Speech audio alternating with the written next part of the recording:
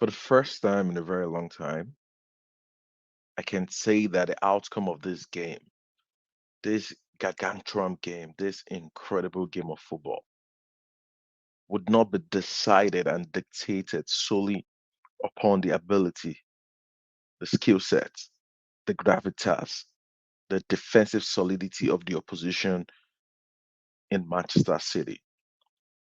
But the outcome of this game will be decided by how we act, how we conduct ourselves, how we carry ourselves on the day, how we apply the enormous amount of skills and talent within our ranks, and how we finish, how we defend, how resolute we are. This game is a test of how far we have come and how far we are going to go. This is our season. This is our time. There is no divine right to win the Premier League title, especially if you're not Manchester City, backed by probably the richest club football in the world, the richest people in the world.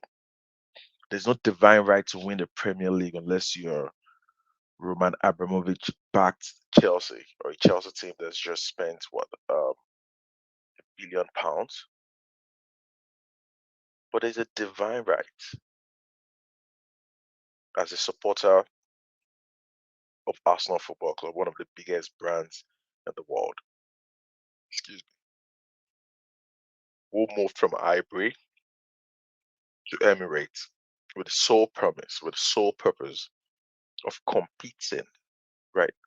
Look at the what I just said. Competing against the likes of Bayern Munich, Manchester United, and Real Madrid. That was the promise. We were sold a lie. We were sold a dream. We were used for profit. We were used and dumped. But we've turned a corner, right? We over the last 3 years, either by virtue of the Super League or by virtue of maybe Mikel Arteta being so good at his interview and these people buy into his dream, maybe by the virtue of the fact that the Kroenke are now the number one owner of Arsenal Football Club 100%. But we've seen an incredible amount of investment into the team. We've seen cohesive plan, and we can say for the very first time, probably for the very first time in my adult life, right? I can say the team, the fans, and the management are all moving in the same direction. This team are extremely likable. The last time I liked an Arsenal team was not just because of the team, was solely because of the talent of the players on the pitch. What do I mean by that? The team of, apart from the Invincibles and those teams that won trophies, right? I'm talking about the team of the last 2 decades, right? The team of Samuel Nasri, like Sex Fabregas, like Robert Van Persie, Emmanuel Adebayo, Gail Clichy, Bakary Sagna, Almunia. I don't like him at all, but talking about even Joan Juru, there was a point of 6 months Joan Juru played at an elite level for Arsenal. 6 months, just 6 months in his 6, 7 years career at Arsenal. But that's by the way. The conversation today is about how this grand plan towards getting us to this moment, right? This is our moment in the sun. This is our moment to decide whether we want to open the door, push down the door. And who is the door? The door is Manchester City, the juggernaut, the team that's won what 6 Premier League titles in 8 years. We are sitting at the table, right? And we are waiting for our dinner. We need to get a dinner. And how do we get there, right? We've done everything stepwise, planning, coercion, tactical ingenuity from Mikel Arteta, defensive solidarity from the team, Everybody buying in not just into the tactics, into the manager, into the philosophy, into what it means to represent Arsenal Football Club. And in order to force to snatch this title from the perennial winners, they've won three Premier League titles in a row. They're about to do a four-peat, right? They've won a treble. They've won a domestic treble. They've won four Carling Cups or Capital One Cup or whatever it's called now in the last 7 years. They've won FA Cups. They've won Champions League. Champions League is still elusive to us. But we are sitting at the table with 10 games to go, right? We can put a huge dent on their title credentials. We can go 4 points clear of Manchester City and send a signal, not just to the rest of the league, but send a signal to us, to our fans, to believe, to believe that this is achievable. And what are the things that we're going to need to do this? In my opinion, we're going to need grit. We're going to need a level of maturity that I think we've been able to achieve this season, right? Our maturity level has improved massively. We're going to need to win individual key battles. And what do I mean with that? Ellen Allen, for example, has an expected return or expected goal of 0.00 in the last two games he's played against Saliba and Gabriel Magalhaes. Whether you like it or not, those are stats that I'm not a stats guy particularly, but those are stats that you don't just scoff at. I've watched the game, I'm a student of the game. We watched the games and I didn't see Alan do anything in those two games. Could that be because Kevin De Bruyne wasn't on the pitch? Maybe. But we also had some of our excellent players that were not on the pitch, or they were off the ball, or they were not just available due to injuries. So we would need to win our individual key battles.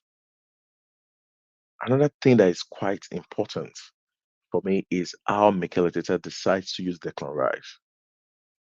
It's away from Rome on a very expansive pitch with the home crowd at the Etihad campus behind Manchester City. They haven't lost any game at home in a very, very long time. Do you want to use Declan Rice in the sixth row, as he's played multiple times this season, or in the eighth row, right? If he's playing in the eighth row, he's going to be in direct opposition to Rodri.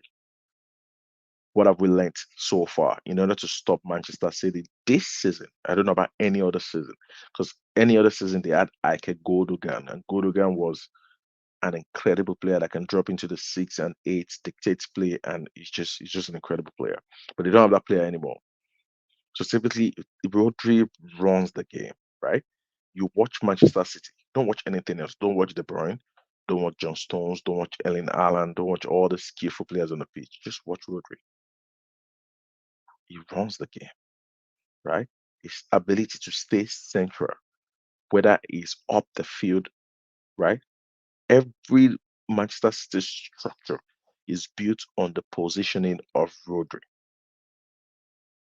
You get Rodri out of the game, you stand a chance.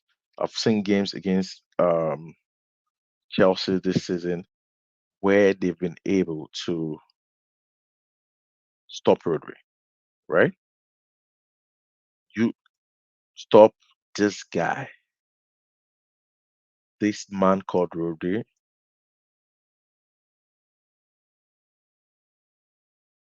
stand a chance. That's all I'm saying. You stand a chance. This key battle right here, right? Between Rodri and Declan Rice. The ideal situation for Arsenal will be that we have Thomas Partey available and in shape. I don't know. Last 2 weeks, what has he been doing? Has he been training? What's the state of that player? You have Partey sitting in front of the defense and dictating play.